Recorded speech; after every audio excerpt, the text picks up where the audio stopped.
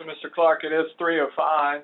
I guess people, if they want to join, they can trickle in as needed. Do you want to go ahead and start by some opening remarks before we proceed? I'll be more than happy to.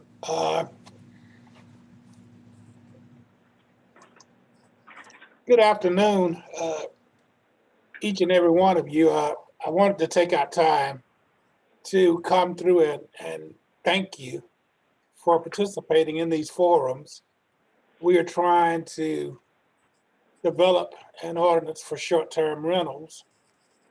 We had a lot of negative publicity when we started this process because it was the common thought that we would just develop an ordinance and force it on the citizens of the city of Shreveport and allow limited to no input from the citizens. And that's not anything of what the Metropolitan Planning Commission is all about. But those rumors still get out there, and I'm glad that you're participating in this process so that we can solicit and gain valuable input and knowledge from you so that as we develop this ordinance, it will be very reflective of life in Shreveport, and it will be a big buy-in by the citizenry because all of you have been a part of the development of this ordinance, and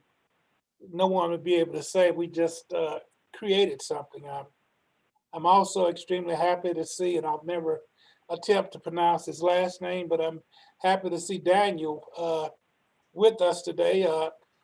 One of the things that I wanted to do when I became executive director was have a very close relation with the Bossier Metropolitan Planning Commission because we are both on serving common citizens because citizens are back and forth across the river.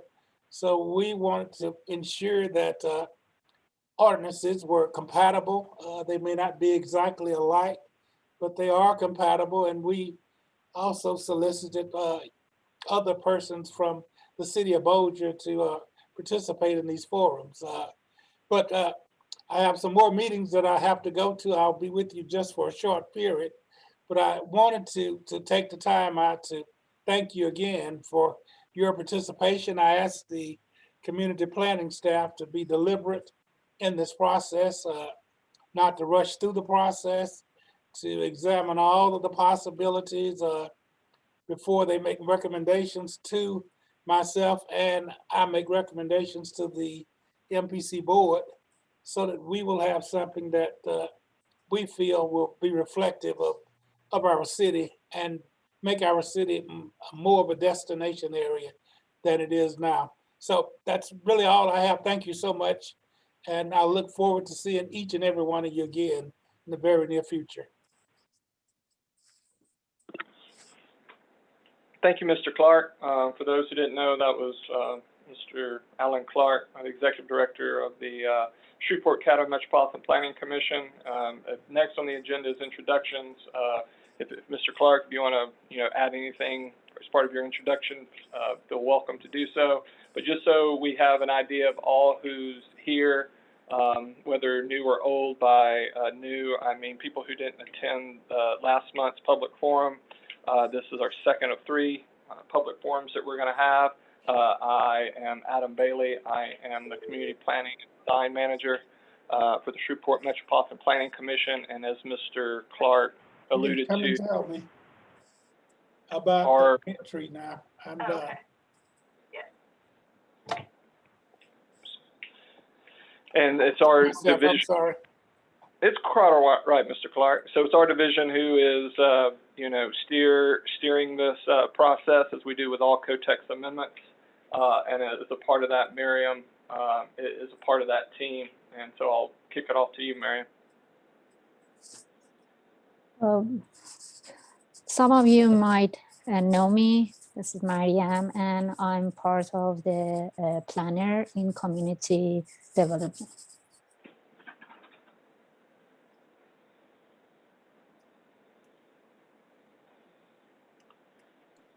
Adam, you want us to just take it? I'm Liz Swain, the head of the Downtown Development Authority, Downtown Shreveport Development Corporation.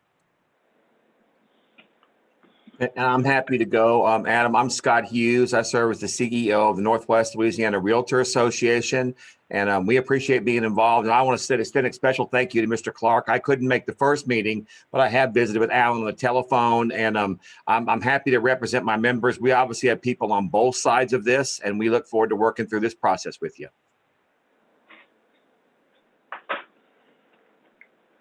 Stacy Brown. I'm with the Shreveport Bossier Convention and Tourist Bureau.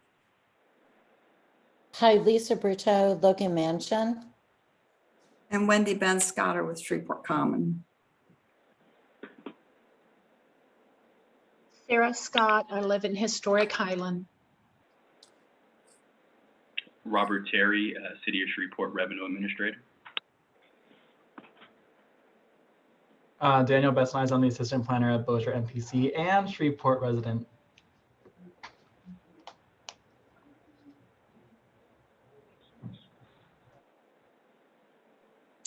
I'm Robin Ramsey. I'm a realtor, and I also own properties in the Highland area that are currently short-term rentals, and I also have just started managing that for other folks as well.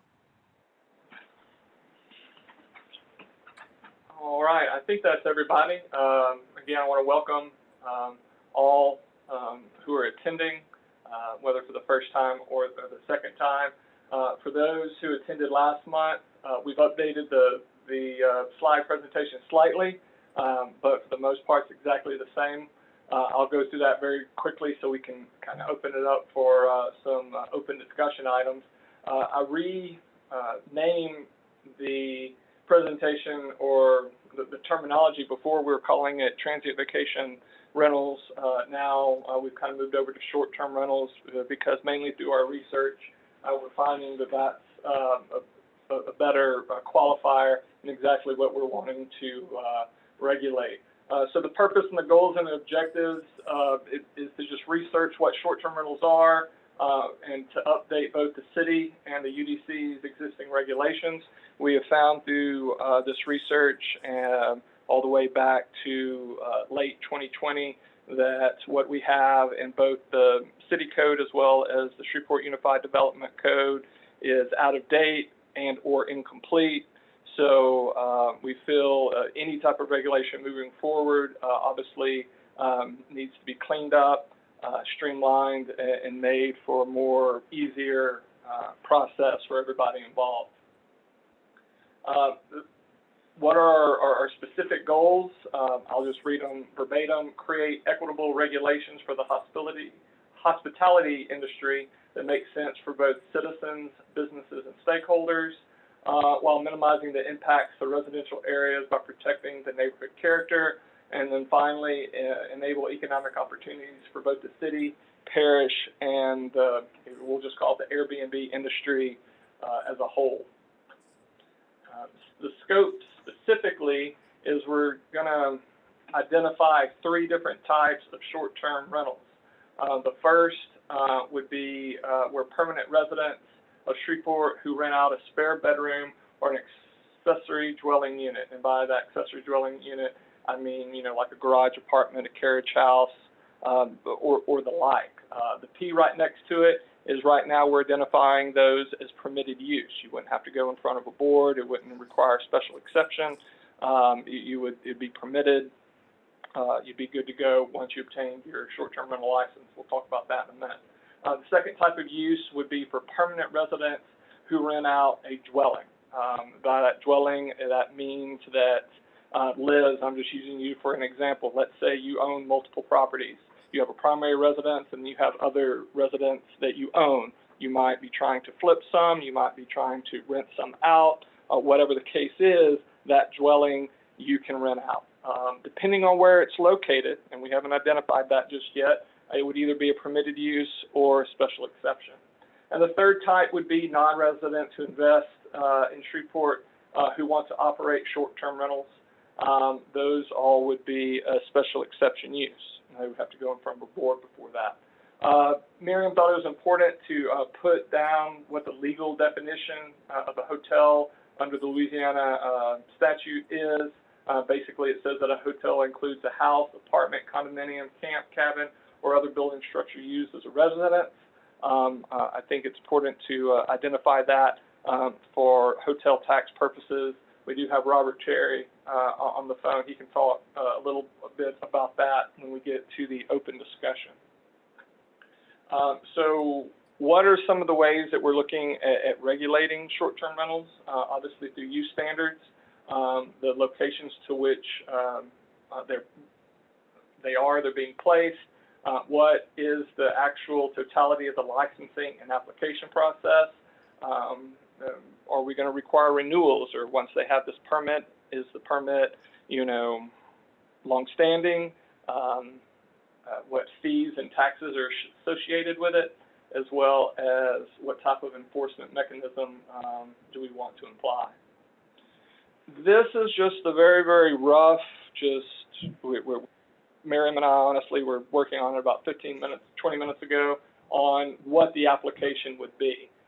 Starting off, someone would, you know, come into the MPC office and they would say, hey, we want to operate an Airbnb. Well, then they would need a certificate of occupancy for short-term rental. The reason why they would need a certificate of occupancy is that certificate of occupancy would be needed for them to obtain an occupational license. So from there, it would move to revenue, to where they would start or continue with the short-term rental license process, where they would create a city sales tax account. They would create a state sales tax account once revenue signed off on everything, saying, hey, you're able to, you know, complete the permit part. Then the MPC would release a short-term rental license. This slide, I think, is just for informational purposes only, and it shows some proposed changes for short-term rentals. This is how New Orleans breaks theirs down. Specifically right now, we don't have any opinion one way or the other. We're looking for feedback from you today, especially from Stacy and Robert, on ways in which they see that it would be regulated in terms of the type, those three types that I talked about earlier. Quickly, we'll talk about a timeline. Previous to this, back in February, we were looking at only having 2 public forums, but as Mr. Clark alluded to, we're going to, you know, stretch this out a little bit.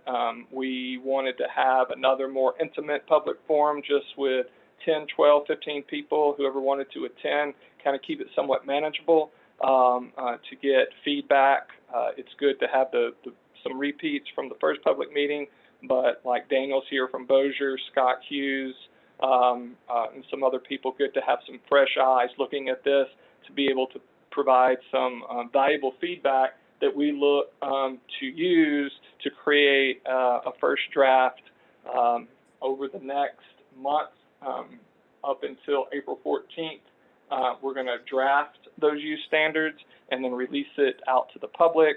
Obviously, you will all be getting a copy, but we're going to do our best to try, whether it be through social media, whether it just be through our webpage, whether it be through word of mouth, people like you being able to forward it on to, you know, constituents, stakeholders, other businesses, other Airbnb people, to get it out for a review so we can have a good public discussion about it on April 14th.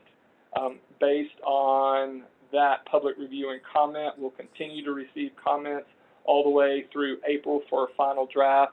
With right now, we're initially looking at May, the beginning of May, to have, I guess, May 5th to review and recommend at the MPC level, and then it would go on to City Council. Now, that doesn't mean we can't push this back to June, but right now, we're tentatively talking about May to go in front of the MPC. What's next? We're opening up for public discussion of, you know, we're wanting to amend our use standards. The ordinance, you know, through code text amendments, will primarily be looking at those use standards. So what do y'all want those use standards to be? I know some of the talk last month primarily revolved around safety. but also we're real curious as to the fees and taxes aspect of this. You know, what does the Shreveport the taxes to apply, as well as, you know, what type of manageable fees do we want this for users? A couple of people on the line right now, and Lisa, Robin, you know, that they might have valuable input as to what a manageable fee would be for this. We can talk about the public release of the first draft. If y'all think it needs to be moved back further, we're more welcome to talk about that. And then also getting into, you know, when we do have that third public forum, ways to which y'all would think that would be most beneficial to try to get everybody involved. What we don't want to happen is, you know, come May, after all this is being released, we want to have 5 or 6 people who operate Airbnbs, you know, give valuable input. But then, according to what Stacy said last week at a different meeting, there are currently 119 people who operate Airbnbs in Caddo Parish. Well, now, does that mean that we didn't get the input from 119 people? We want our 119 people operating them. So we want to open it up to as many people as possible, because we don't want it to come back and say, hey, you know, we didn't have input on this. I think that concludes my presentation. So it's up for open discussion. If anybody can chime in, I think there's only, you know, about 10 people on the line. So hopefully Scott wants to comment. So go ahead, Scott. And thank you. I guess the first question I have, having seen the presentation and previous conversations I have, do we have a definitive definition of a short-term rental? You put up a slide at the very beginning that showed 3 very different scenarios. One, that I can lease a garage apartment behind my house. One, that I can lease a home that I own. And the third seemed to, in my opinion, involve more short-term rentals. Can I lease a room or whatever on a short term?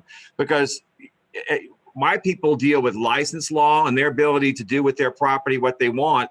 And what is a short-term rental? If I lease my house for a year, am I not going to have to pay any fees or get an application if I'm into a normal lease of my property in Spring Lake?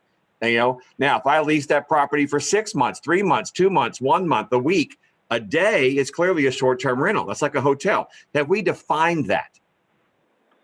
Specifically, no, we haven't. That is a great point to be made, but that has not been defined. And to add on to that, if I can, Adam, in regards to how it would apply for occupational license tax, the state statute includes the following under the same category as hotels, motels when it comes to classification for that. So that's hotels, motels, rooming houses, boarding houses, and nursing homes. And so with rooming house, boarding house, it's included in there because it's counting sleeping rooms. So if you're renting, you know, a home, a location, and you've got sleeping rooms, then the definition is based on that. And I appreciate that, Mr. Terry. That's the nature of my comment. And I guess my only comment right now, Adam, when I saw that initial list, the first 2 categories seem to be a whole different status of listing or renting that I don't view as a short-term rental. I'm not sure the market views as a short-term rental, unless I'm renting that garage apartment for one night, or as Mr. Terry just described, something that would be a boarding house or a rooming house. And so that's my only initial concern, is that we define what a short-term rental is, because some of my people who do this ask that question. They could already enter into a legal contract to rent their house for a year, for 6 months. What if they entered into a legal contract to rent it for 2 days? Is that a short-term rental, or is that a property lease to a leasee of that garage apartment? We're just trying to figure out where that needle lands on what is a short-term rental. Right. So my question to you is, now before we had been talking about all this as transient vacation rentals, do you think that we were a little premature in calling it a short-term rental based on, you know, what you're describing as numerous possibilities of what a short-term rental is? and that because we're trying to more identify this as something, you know, revolved around the VRBO, the Airbnb, you know, people posting stuff on Craigslist, to where that is more of a transient vacation, and I'm using the word short-term just as a modifier for that scenario. Can I pop in? Adam, what do other municipalities call it? I mean, why are we reinventing the wheel? What do they call it? So Miriam, can you chime in on that? Because I know you've been leading the charge on the research and. Do they call it transient? I mean, what is it? What is it, Miriam? Yeah, you know, it's different from state to state. Give us a few. Tell us a few. Yeah, the most popular name is short-term rental, because they don't want. And how do they define? What do they define as short-term? I think that's what Scott's trying to get to. Is it 2 days? Is it 10 days? Is it 20 days? What defines short-term? The short-term rental, it's include kind of like a 2 or 30 days. Under 30 days? Yes, under 30 days. Does that make sense to you, Scott? Oh, no, I'm kind of explaining, Liz, if you let me finish it. Okay. Go ahead. Okay. We kind of go for the short-term rental because we want to have both. The one that it's under 30 days and the one that it's more than 30 days. It's come together under that name. Because if you go for transit, it's under the 30 days. So that's why we choose this. Okay, so you guys are trying to do two things rather than just the one. Yes. And if I can chime in relative to that, and so this, I'm stepping away from my role as revenue administrator and just speaking towards my experience with short-term rental and real estate, and I'm not going to say anything definitive because despite my family's involvement in the real estate business, I'm not a realtor or a real estate agent. But one defining characteristic across, really across the country, and of course it gets fine-tuned based on how different municipalities, you know, change their definitions. But one common way it's delineated, Scott, is the presence or absence of a leasing agreement.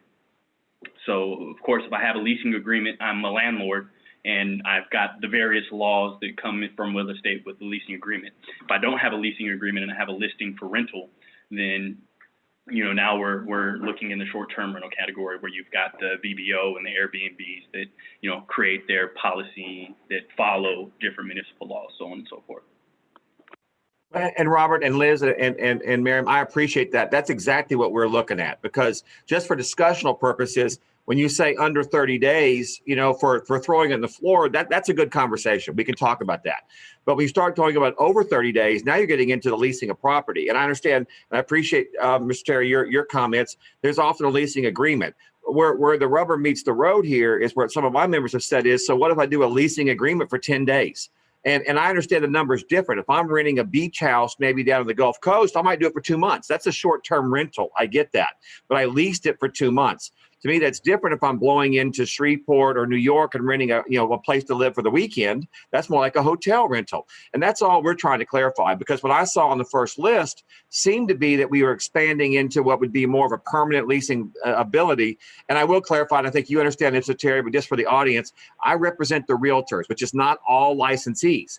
I represent only those members who join the Realtor Association, which is about 90% of those who hold a real estate license. But one of our concerns when we deal with short-term rentals is a lot of the short-term rentals, Louisiana law lets you manage your own property. And so a lot of the people who are going to own some of the properties we're talking about or will be talking about for true Airbnb or short-term rentals, they're not realtors or even licensed real estate persons. They're people that just want to rent out a room in their house or a piece of property they own. And the law is going to allow them to do that unless they own a number of properties. Then they might have to have a license. And so I appreciate the context, and Liz, you're right. We're just trying to, for discussional purposes, put a number, or at least as we agreed to, and I think Ms. Morden did that. What are we talking about? And it sounds like we are talking about two different things. Is there a definition that you, are you throwing this out that you would like to provide one? Do you want us to be more exact and forthcoming sooner rather than later on exactly what it is. Where are you looking to take your concern right now? Adam, you're not going to like my answer. I'm going to quote the famous Illinois Supreme Court judge that says, I can't define pornography, but I know it when I see it. And I think we're kind of in the same deal with short-term rental. I'm not sure I can give you a definition today, but I think I know a short-term rental when I see it. And so that's where my people really are. We're looking to you. We'll help with you, and maybe we need people to look at that, but we're just not sure when it becomes a short-term rental. I think we're all going to agree 1 day is a short-term rental. You know, I think we're all going to probably agree 6 months is not a short-term rental, or maybe we don't all agree on that. It sounds like we're going above 30 days, but at some point we're going to hit a number where it's no longer a lease, it's no longer a long-term rental. I'll use that term as a juxtaposed to short-term. It's no longer a long-term rental, it's a short-term rental. And so that's, I don't have an answer today. If that's something you need us to explore, we're happy to go to some of our resources and maybe bring you back several definitions of short-term rental, if that helps. Well, yes. I mean, we're researching it as well. I mean, I wasn't wanting to define it today. And I think that's one of the reasons why I don't have an answer for you. But you brought up some excellent points, and everyone who's chimed in has, you know, provided valuable feedback to the conversation. To answer what you last said, yes, please, you know, have your people or your groups or, you know, whoever you have wants to provide a couple, highlight some of the strong areas about it. You can even include what it shouldn't, you know, or what you don't think it should include, if that makes sense.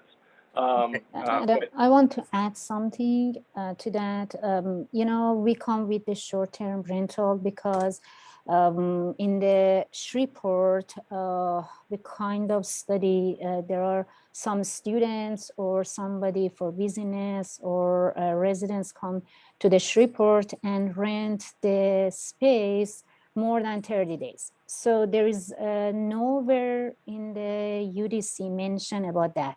We have bed and breakfast, we have hotel, but there is no kind of space for that specific definition. So that's why we come with the short-term rental that cover that area too. This is Sarah. I would like to just add a few things. Airbnb refers to short-term and long-term hosting. They don't call it renting, they call it hosting. And for the most part, Airbnb considers short-term hosting 30 days and under. And on their website, they actually say that if you have a guest that stays longer than 30 days, you need to know your local laws and your state laws, because that person who is staying longer than 30 days may have rights as a tenant at that point. So they actually encourage short-term hosting 30 days and under. You can also, as a host, limit the amount of time that you lease or host, rather, your Airbnbs. Say, for example, some people will only agree to a maximum of 2 or 3 nights. Some people cut it down at 20. And so, you know, you've got, you need to look at some of the wording that the actual people that are the platforms, Airbnb, VRB, we need to look at those words, because that will come back to us in different ways. I like the term short-term hosting for this instead of leasing. It just, you're not leasing it, you are hosting it. You are a host. And I think Ms. Scott makes some excellent points, because if you're not familiar with the current market, I think Mr. Terry brought this up, a lease is a legal contract, and it provides terms. And for example, right now in the situation that we're in, we have property managers that cannot evict someone with a legal lease because of the COVID restrictions and the extension of the COVID restrictions. You can't even go into court and get someone evicted that hasn't paid the bill.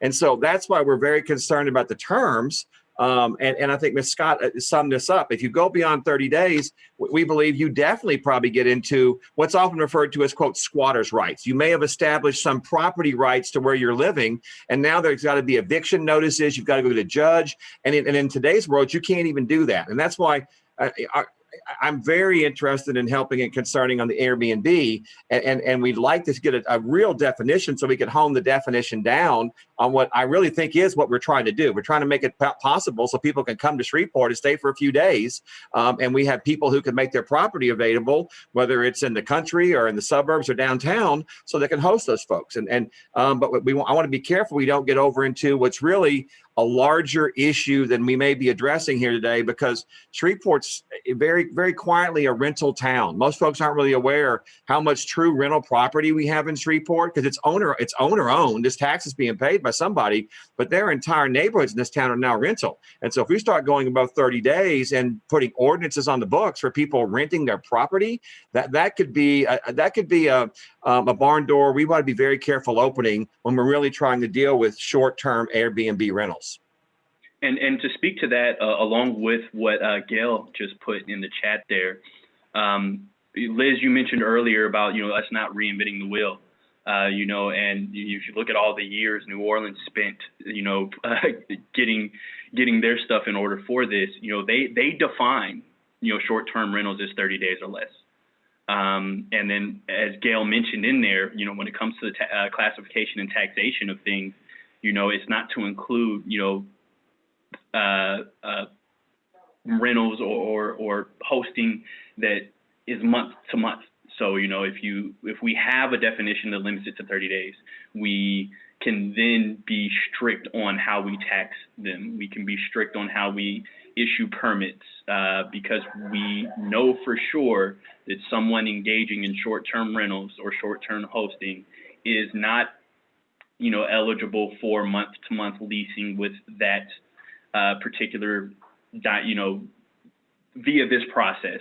So we're not going to encroach on renters' rights. We're not going to encroach on property management requirements. We're not going to encroach on what state tax law says about month-to-month leasing. If, does this stretch into, a cabin rental, or is this now you leasing a cabin because you've been here 2 months, So just to speak to all of that, what Gail put in, and gearing it back to what Liz said about not reinventing the wheel, we've got some definitions, with New Orleans, Baton Rouge, I think Lafayette as well, in how they define short-term rentals. Robert, can I ask a question? Our first meeting, I think somebody had asked, what was the difference in the taxes, the various fees paid by hotel, motel, brick and mortar, and the people that we would consider transient, the Airbnb, Vrbo. Lisa Bruto mentioned that she pays a lot of tax, various types of taxes. How do we handle that now in Shreveport? Yeah, so when it comes to short-term rental, we don't. None, nothing. You're on like the honor system, kind of? Yeah, so we would be hoping that those property owners would be cognizant of the fact that, hey, I'm engaging in a business enterprise with renting out these rooms, so I need to, get an occupation, certificate of occupation, register my business, report to sales and use tax, and we are currently working on a large project in order to get back to compliance, regulating compliance. But, if it's 5 years before we get there, then without something like this, we would still be remaining on that honor system. This kind of kills two birds with one stone in regards to short-term rental, the same as like the MPC did with food trucks, sort of took care of that issue on both ends. So right now, nothing. With something like this in place, then we would be able to classify them, in that same category, and it's relatively cheap. It's matter of fact, let me pull it up right now. It's a flat fee of $2 per room plus retail. And it's not often that an Airbnb is going to have retail, merchandise for their establishment. So we in most cases be looking at $2 per room. So I just wanted to state, given we're very active Airbnb hosts, Airbnb collects the occupancy tax on our behalf or on the guest's behalf. Actually, it's the guests that are paying that, and they pay that to the state. So I don't have anything to do with the collection of that because it's directly from Airbnb. And yeah, Lisa, that steps more into like sales and use tax. And I think Stacy and maybe Gail are on, and they can speak more directly to that structure. So there is a difference between like sales tax, occupancy tax, and then occupational license tax is essentially business tax. So the tax you pay for having a business and what category that is in. Well, I'm a resident. Yes, ma'am. But so essentially by renting a room, you're engaging in a business enterprise. Correct. And I include all the revenue on my tax. So, and I pay for that on top of the rest of my taxes, yes. Yes, ma'am. And so with the occupancy tax and with sales and use tax, of course, people that use different platforms, those, Airbnb and VBO, they're good for, having their system coded correctly based on the municipality that the property is in, so that it's collected correctly, reported correctly, so on and so forth. So for instance, as we establish this, we would need to make sure that we have proper contact with, those organizations so that our municipality is coded correctly, so that renters or the proprietors of the short-term rentals don't have to do mountains of accounting work just to figure out, how much of this money goes here versus there. But the good thing about sales and use tax, and Stacy, Gail, please jump in if I'm saying anything incorrectly when it comes to that. But the difference, or the good thing about sales and use, occupancy, and occupational license tax, it's pretty much set by the state. So, once we establish what this permit process is like, those numbers are what they are. Yeah, no, I've thank you for that.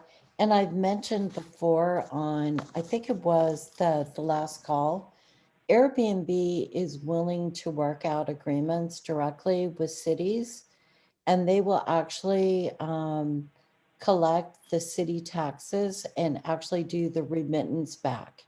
So I don't know if y'all have had that conversation yet with them or the other platforms, but that is something that they've been actively doing with other cities. Yes, ma'am. And we currently do that with like Lyft, Uber. Right. It's almost identical. Yes. Yes, ma'am. The Bird scooter, they're getting set up now. I know they put all their scooters out last week, but things got delayed, so they had to take them all back up. But yes, ma'am, that's kind of a step that the city can and probably will take, because when it comes to like all those fees for Uber, Lyft, they pay that directly to us in that manner.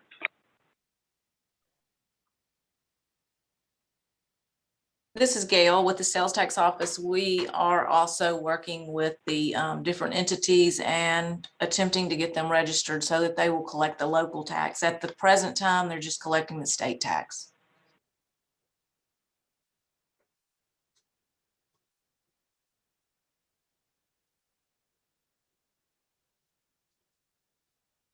This is Stacy, just to add, so they have not been collecting any occupancy taxes. Those taxes, Lisa, are state. They're not local. They're called occupancy tax on my statements. Right, but it is just the but state. it's not going to you all, obviously, right? So it's being collected by the state from what I've been told. Guys, I have another question, and Scott, if you'll weigh in on this one too. I took the survey that that MPC had sent out, and it was just asking your thoughts and feelings about different types of short-term rentals.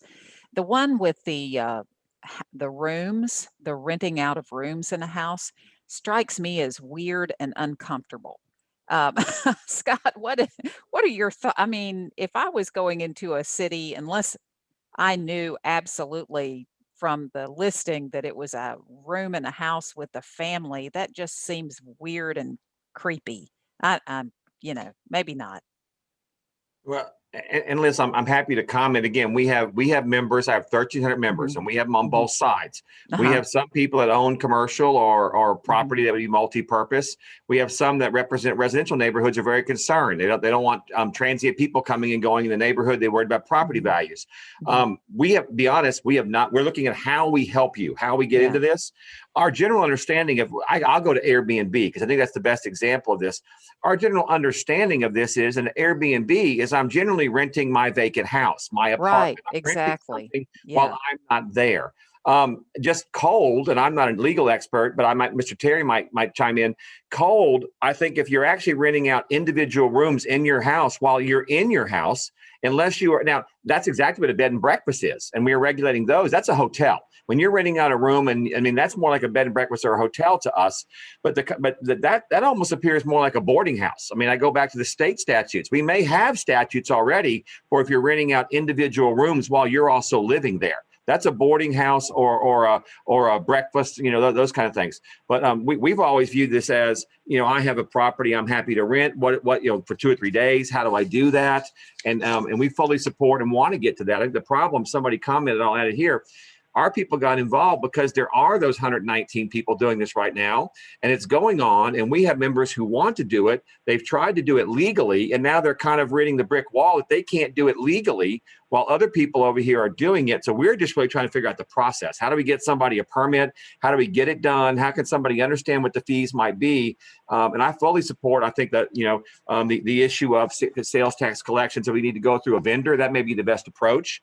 And just to also throw on the table, because it's going to come up in the next legislative session, there's a move right now to completely eliminate the Caddo-Bossier Sales Tax Commission. There's a move to go to a statewide sales tax collection system. So I hate to go through reinventing the wheel when it's very likely all our local towns could very likely lose the ability to collect sales tax. It's going to be collected at the state level and remitted back to us. And so in that type of a system, it may be better to work with an Uber or an Airbnb at the state level to collect something and have it remitted back to Shreveport-Bossier. I don't know if hopefully I addressed your question, Liz. Did I answer your basic question? I guess my question was what all should qualify as being a transient rental, but that's probably on down the road. There were several things that they had sent out. Should mobile homes qualify? Should camps qualify? Should individual rooms in homes qualify? And so it was just, that is more in protecting the people who come into our community who are looking for a safe and clean place to stay. And, as opposed to them knocking at the door thinking they have the house, but yet they've just got the third bedroom in the basement or something. Okay, I understand. We would suggest there's a big difference in that scenario between a room within a building where other people are living versus the building itself. We would not connotate the building. A nice camp or a mobile trailer on a lake could still be something someone would rent, but it's still them in the building rented. That's different than 3 people going into one mobile trailer overnight. That we define it that way for, I think, your question. And to piggyback on that, on Liz, what you asked, and Scott, several things you said, and I think it also ties a great deal into the information that Gail provided to us in the chat. Like Scott, you mentioned that someone renting one of the rooms, they're a resident of the property. That kind of steps into the bed and breakfast or boarding house category. Relevant to occupational license tax and how those businesses would be classified for their business license, it's one of those areas where the state law is, one of the few areas where the state law is pretty simple. And so all of those are underneath the same license category. So hotel, rooming house, boarding house, bed and breakfast, cottage cabin, they're all under the same license classification and, that same fee schedule. So I think, when it comes to how we define them, being that we have, that guidance already from state law, we've got the examples from the other cities. And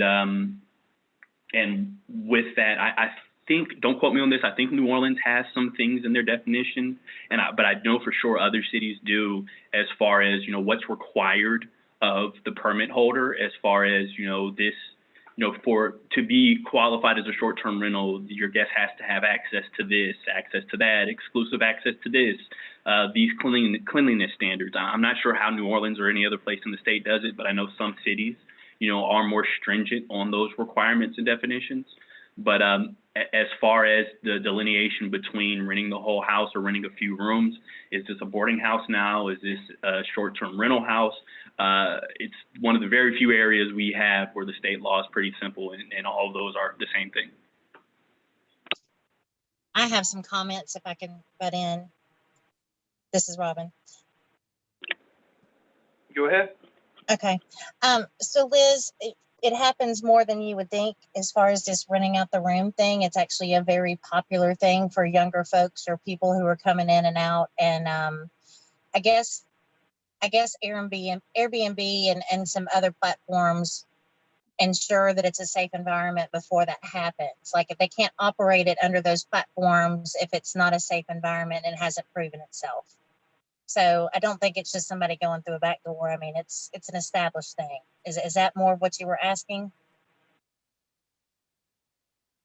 Yes. Yeah. Thank you for that. It just seems like buyer beware on that stuff. But again, in our first conversation, we also talked about the fact that Airbnb, it has a very vigorous way for you to put in your thoughts and feelings and recommendations on the site. And if you have a bad experience, you can ding the owner. And so if that owner gets a low enough, I guess, rating, then no one will stay there. So I guess that's a way to keep people honest in terms of having a safe, clean place for people to stay. Yes, and I have several that I own, and then I also manage some, and I've gotten dinged because they found a dead cockroach on the floor, and Airbnb says, this isn't suitable. We're going to take it off. You need to clean it up. I mean, they are very strict. So I think if you're going through those forums and those platforms, I don't think it's a question of is the residence suitable. I mean, if all somebody has to do is complain and Airbnb yanks it off. Now, I do know that of a property in Highland that I have nothing to do with, but it's, they've converted it into like a 8-bedroom house that they rent out rooms to like 8 different people. I have a problem with that because that does mess up what we're trying to do in Highland.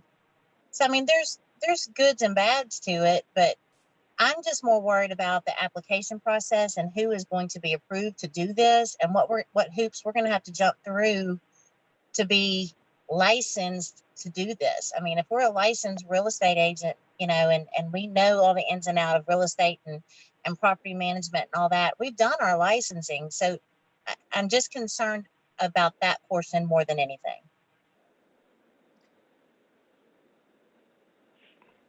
Robin, I really appreciate those remarks that you made. This is Sarah. And one of my concerns living in Highland is the parking situation. When someone takes a house, such as you said, in Highland, and has 8 different people coming in and out, which it's excessive. That means there's a lot of parking there. We don't have a lot of parking available in Highland. So right there is an avenue or a street that has a lot of cars parked on it, which prohibits sometimes even the first responders being able to get down one of our streets.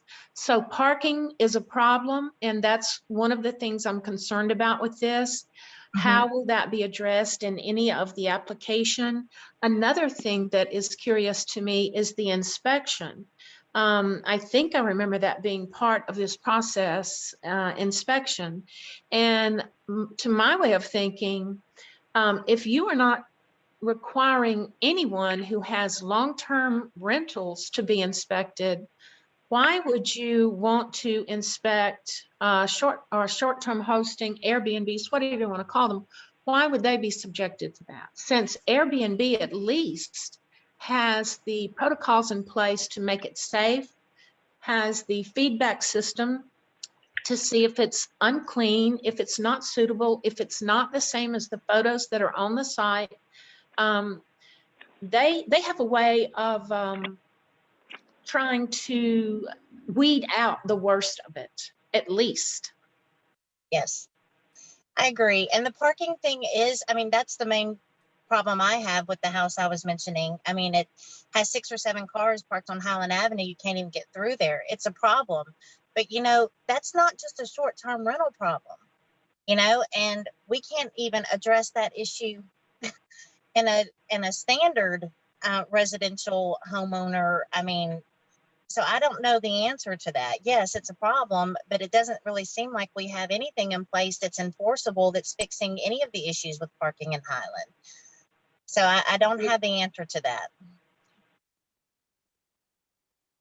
Well, I can just say at the Logan Mansion, we're put through a very high level of scrutiny, and we may not be located in the best area, although I think it's a great area.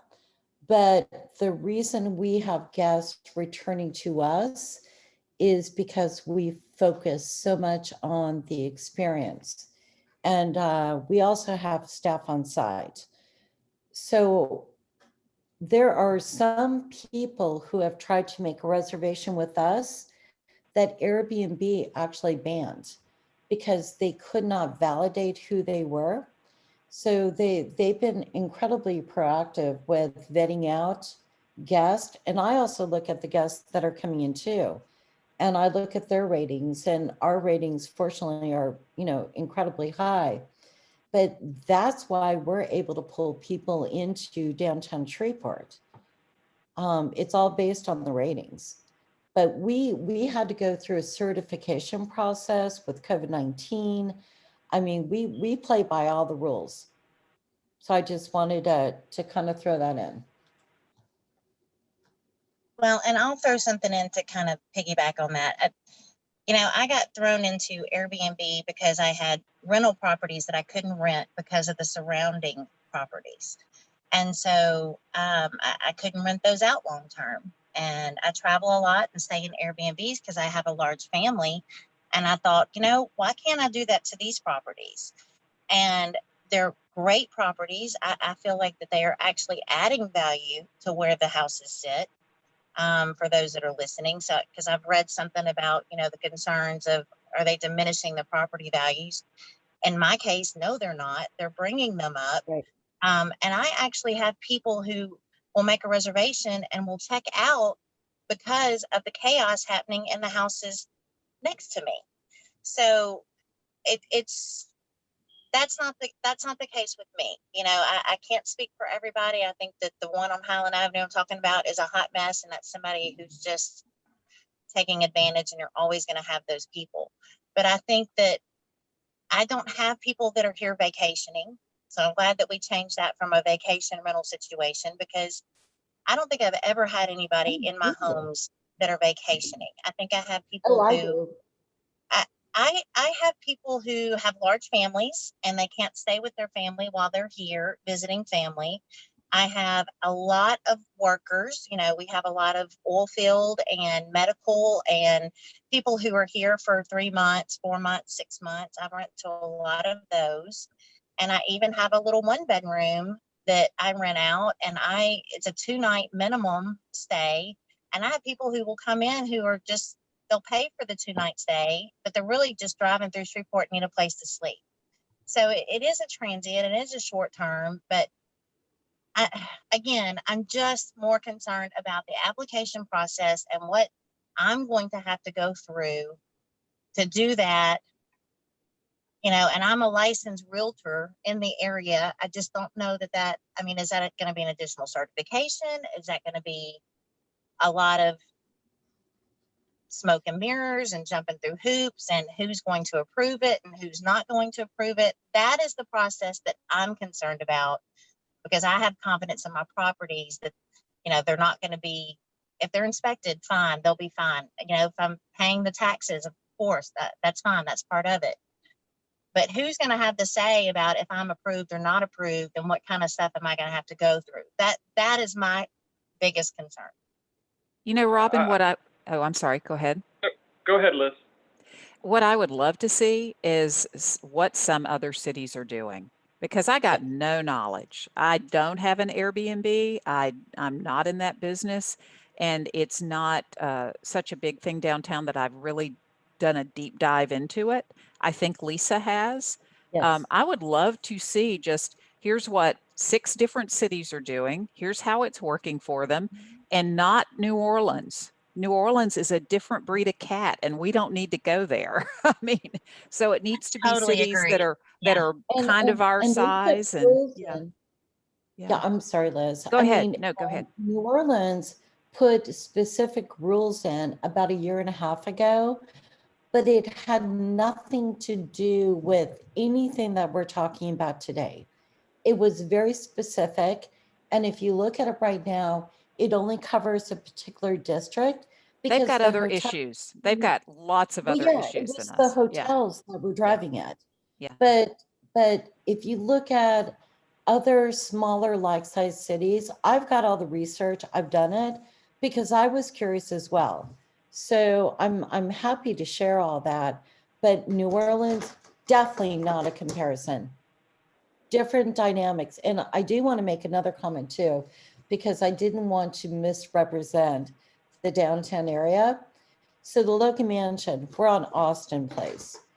I want to give a big shout out to Liz and Wendy and everybody in the community, because everybody works together and we have kind of morphed a little bit, and we don't have people just driving through and staying the night. We actually have people that are turning Shreveport into a destination. And that is my goal. And I know Liz knows that. I mean, with all the investments we make in downtown, it's about making it a destination, not just, oh, I need a place to crash and, what's open. So that's not what we do. So I think there's a big need for all avenues. And I didn't don't mean to, disagree. I don't disagree at all. yeah, I hope I didn't disrespect anything that you're doing, because I Oh, respect no, it a no, lot. no, no, no. We I just, have people that drive from Florida to Austin and we're right in the middle. But yeah, then they turn it into a destination as part of their yeah. trip. So, Which is awesome. Yeah. I mean, yeah. I think that there's so much need here. I mean, there's so much need, but I was just trying to point out that, it's not all about that. There's people who just need a quality place to stay for, longer than a week or whatever, other than a hotel where they can actually feel like they're in a home. And so that's more of the clientele that I am in. And Yeah, and it's got a huge need. there's a ton of med students that reach out to us.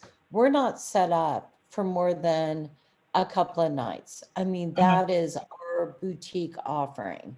Right. So we're not like, a several week type of place to stay. And that's where I reach out to other locations that have a better venue for them. But there's a huge amount of med students that come here. And they're Yes, me as looking well. for Yeah. a 1 to 3 month type of engagement. And Yeah. you're probably dealing with them, Robin. A lot of them. Yes. Yeah. Yeah. We are So, not, that's not our clientele. yeah. So there's a wide range, and there's a wide range of things that are offered here. And I love that. But again, I'm with you, Liz. I guess we just have to look and see what other people have done and what's successful. But that's just my biggest concern. When you have to go before somebody to get approval on how to run your business, what are those going to be very cut and dry, or is that going to be up to one person's opinion that they don't really feel like you should be able to do it? That's my concern. And then Robin, there's different categories. I mean, it's a multi-tier type of thing. Like what you do is different than what we do. Right. And some of the other individuals on this call, what they're doing is different than what you and I are doing. Right. So it's very complex. Yeah. And I think the most important thing is to keep the cost low for people like us who are trying to, rebuild Shreveport in our own way. Yeah, I agree with you 1,000%. I mean, we've got to still be able to operate this. I mean, sometimes some places rent out for $55 or $65 a night, and they may only rent for a couple of nights a week. So it's not like I'm, running this $1 million business. And so I agree. The costs are going to be very important. Yeah. The cost of doing this is very high because you've got, especially with COVID-19, you have to go in, you've got to have a cleaning crew, completely sanitize when they check out, re-sanitize. Then, I mean, it's very, very expensive to be doing this. There's Yes, not a lot of profit, I can assure you. that's right. That's right. Yep. Well, thanks for listening. I just wanted to put my 2 cents in for whatever it was worth. I hope I get to meet you sometime, Robin. Of course, of course. Hey, Robin So is Robin- very cool, Lisa. You will like her. Oh, thanks, Liz. You just like my Girl Scout cookies, so hush up. Yeah, well, that too.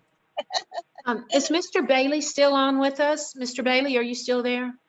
I am. I was wanting to talk to address some of Robin's concerns real quick. So Robin, we're in the very infant stages of kind of figuring out. I mean, you were talking about the application process, and what Lisa alluded to is that there are different tiers, and so at a preliminary level, we're looking at some of those tiers might be a permitted use by right, which means you wouldn't have to go in front of any type of board. If you selected everything, it ticked the boxes, you're like, okay, you're set up, you're good to go, boom, you would get your short-term rental permit or whatever we decide to call it. Well, then as the tiers get more complex, and to what Lisa was talking about, maybe it has to do with size and the number of guests that go into it, or what we alluded to earlier, whether you it's a short-term rental by someone who owns in Shreveport or from out of town, maybe just the out-of-town people have to go in front of a board.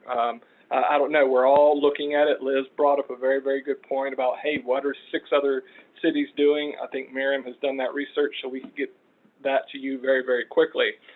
Liz, what you talked about earlier, and a lot of people have said this, y'all keep talking about Airbnb, and I've stayed at Airbnbs all over the world. I've stayed them in Paris, I've stayed them, New York, I've stayed them, in Bryson City, North Carolina, so they exist. And yes, they are very meticulous and very forthright in how they manage it and everything. But there are other platforms out there. I don't know much about VRBO.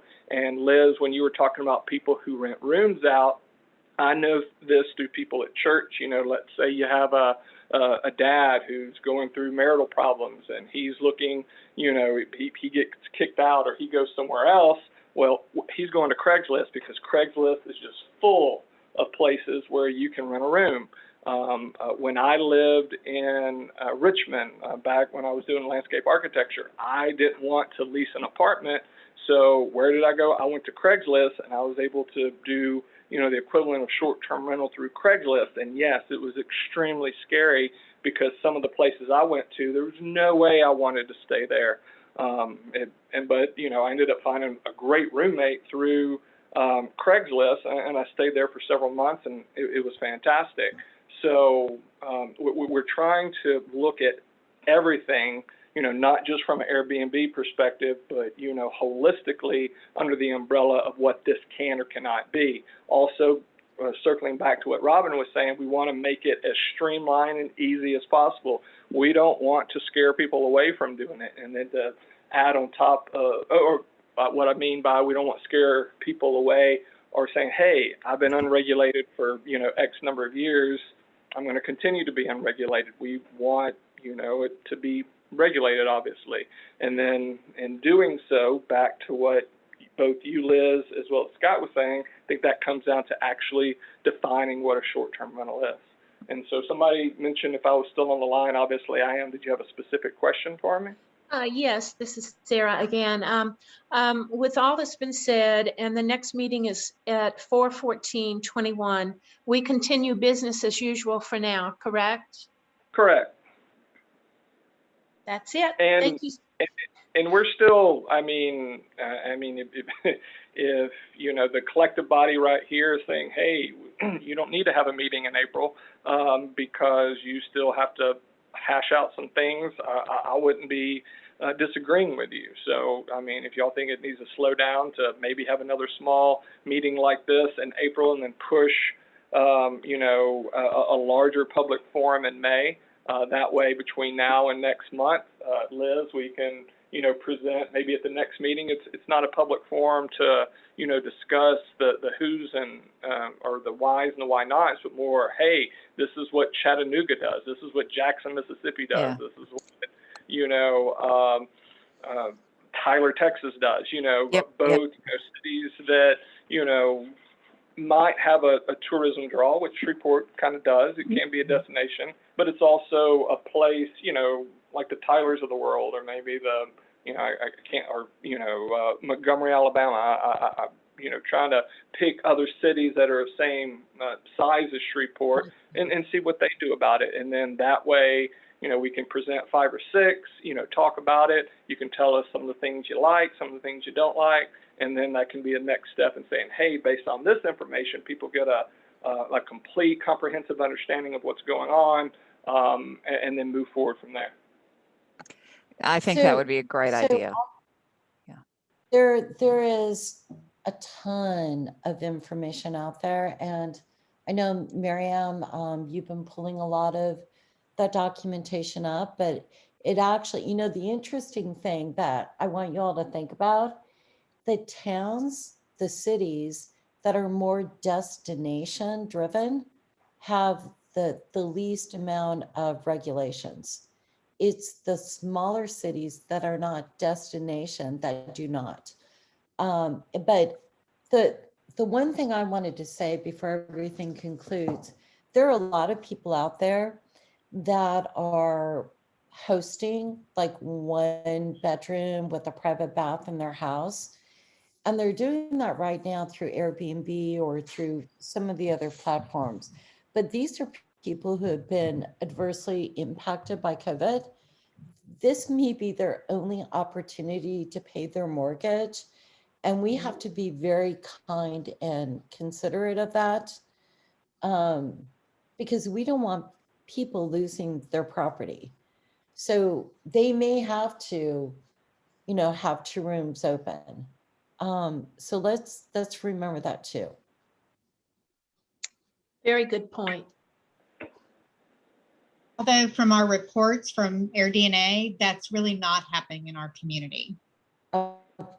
Well, it may not be happening on Airbnb, but it is happening. So I respectfully may disagree with that. I concur. I've heard of some in that situation as well. So yes, I've That's heard of probably that as more well. of like a Craigslist type of engagement that's going on. But I've looked through literally every listing that there is in Shreveport. So when I see a 1 bedroom shared bathroom, I would say that's probably in somebody's house that has other children and people in it. So I think it might be a little bit more prevalent, but I could be wrong. Adam, what I would love if you guys can put together some of what Miriam has discovered, and maybe Lisa can share some of her information as well, can send out to some of the participants who were on this Zoom meeting so that we can have a chance to take a look at it before the next meeting. And I do think before you guys launch into that larger meeting, that it would be good to just get some of this nailed down. I think it's going to be far more helpful to have a plan, a proposed plan of action together at a meeting, a bigger meeting, rather than just opening it up for that could be chaotic. Absolutely. So what I'll do, and we'll wrap up, and anyone can chime in after this. And Lisa, if you could send me some of the towns you would think Sure. we could look at. We will put together a little report. We'll do that over the next couple of weeks, and we'll send it to all you well ahead of time, so y'all aren't just reviewing it 5 minutes before the meeting. That way we can, kind of develop a real good agenda.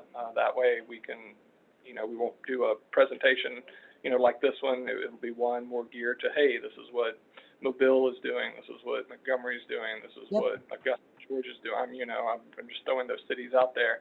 And then some of your y'all can provide feedback ahead of time, so then we can, you know, have a list of discussion items.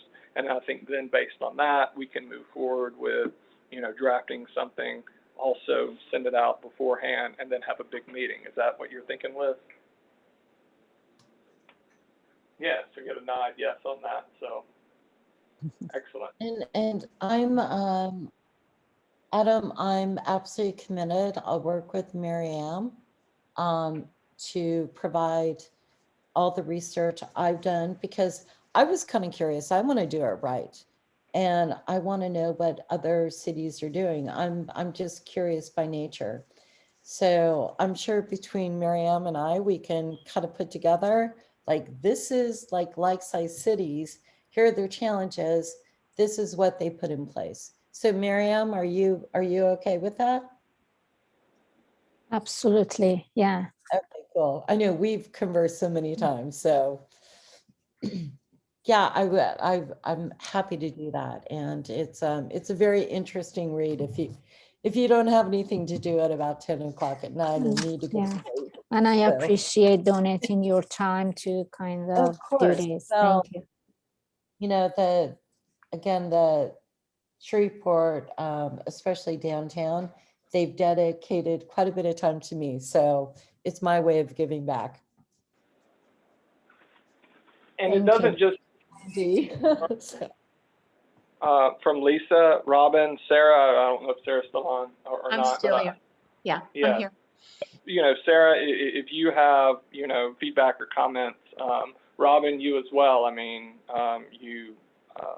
and then, but I don't want to just leave it to you three. You know, Liz, if you come across something, because I know you well enough, Liz, you might research it a little bit. And then Stacy, you said you had a wealth of knowledge. If y'all want to provide anything before the next meeting, we'll keep that next meeting date in place, but it won't be the entire, you know, Shreveport Airbnb community. We'll kind of keep it small again to those that were invited today to move forward. But anybody, you can contact me, you can contact Mary, you can contact Mr. Clark, whoever you feel most comfortable with. But any information going forward, and we'll try to get you that report. Liz, do you think a week ahead of time will be sufficient? I think that should be plenty of time for us to have a chance to look at it and make notes and email you back if we need to. Yeah, so 3 weeks.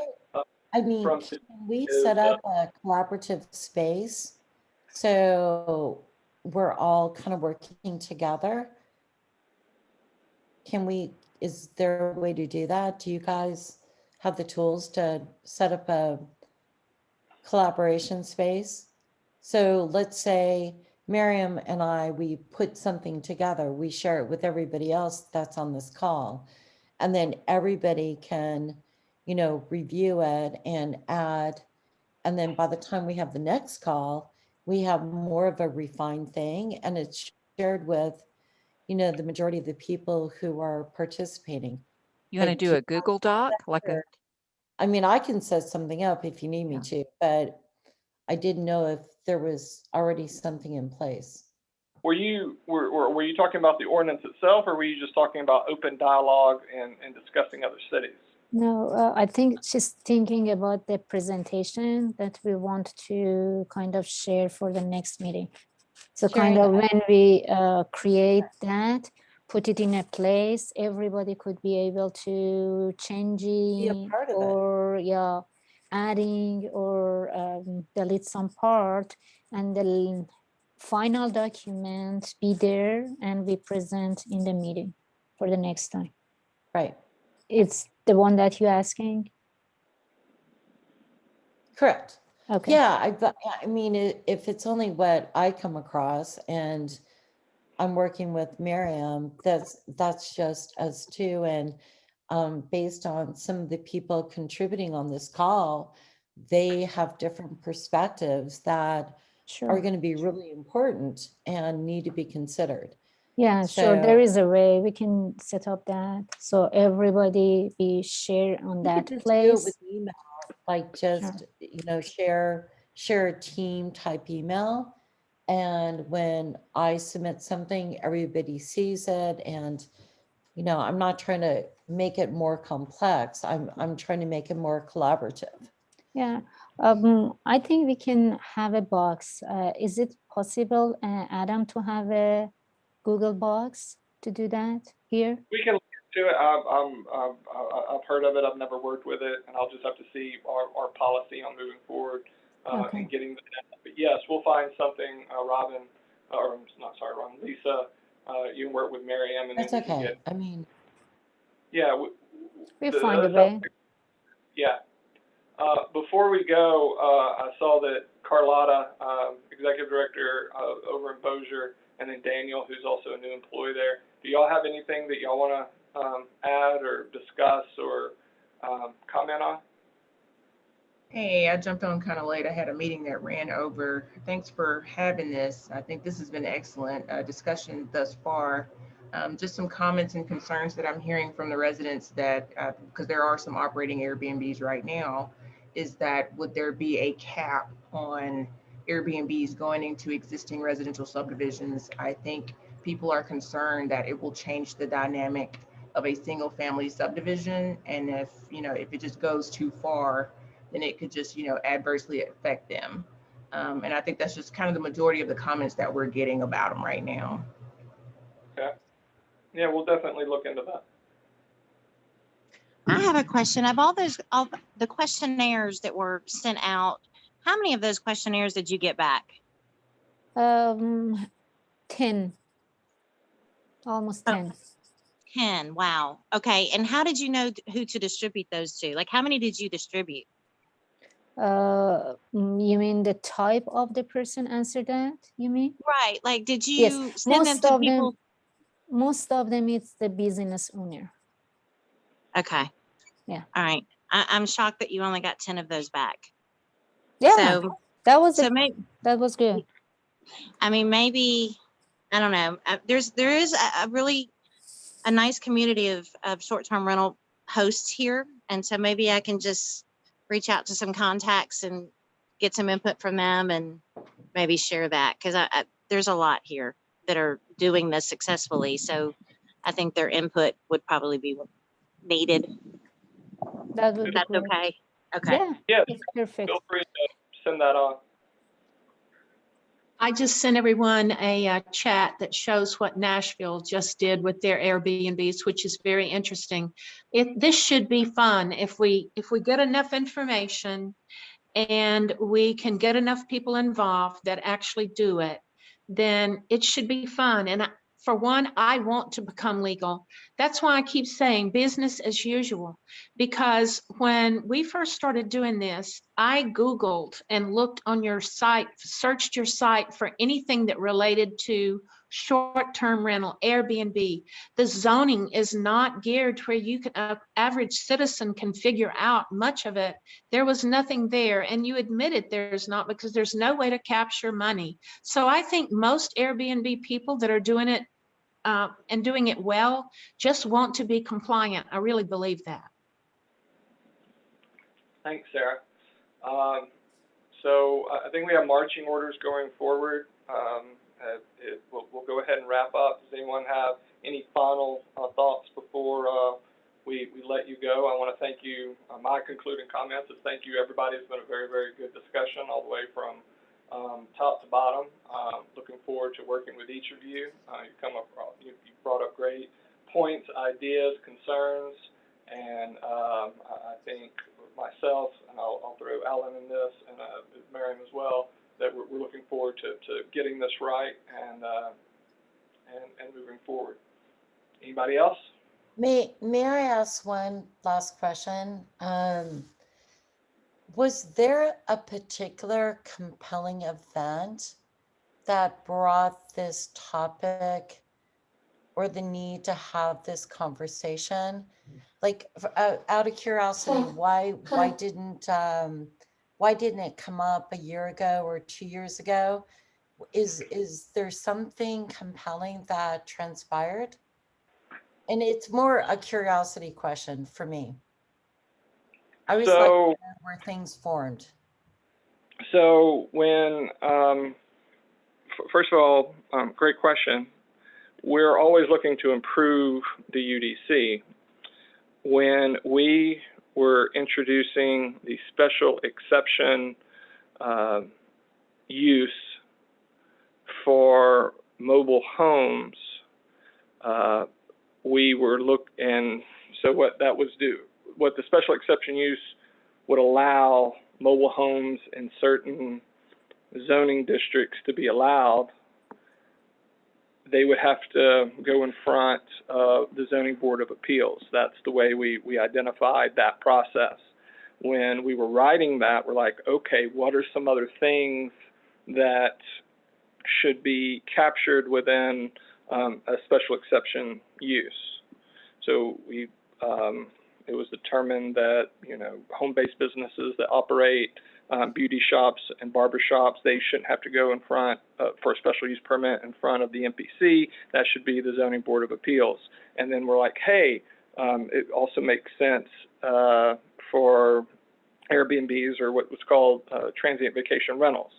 Well, then there's some people who caught wind of that because it was being introduced at the city council level. And they're like, hey, why are transient vacation rentals have to go in front of a board? Well, it was existing that it was a special use permit. Well, then between looking at that it was a special use permit and now that it's a special exception use, we saw some holes in it that under the use standards, it says, hey, this has to be approved through the Director of Finance. Well, if you were to have contacted the Director of Finance, he would have told you, hey, we don't have a mechanism for this. So then we started having conversations with revenue and then some other people saying, well, we need to actually have some regulations in place that actually close the holes. And so it's left completely open on what those are. It's not as though we're just going to say, oh, hey, we're going to make an application because what's there now doesn't make any sense. Does it need to stay as a special exception use? That's what's left up. I mean, that's why we're talking to you. Maybe it needs to be just administratively approved, and there needs to, be guidelines on that. Did that answer your question? Actually, it does. Thank you, because I've certainly been incredibly curious about it. Like, why now? Why not a year ago or 2 years ago? And I know there's incredible growth in Shreveport with Airbnb and travelers coming here. So thank you for kind of walking me through that. No problem. All right, well, I think we'll go ahead and conclude. Again, thank you everybody for joining. We will be in touch and we'll see you in a month. Take care. Thank you. Thanks, bye. Thanks, everyone. Thank you.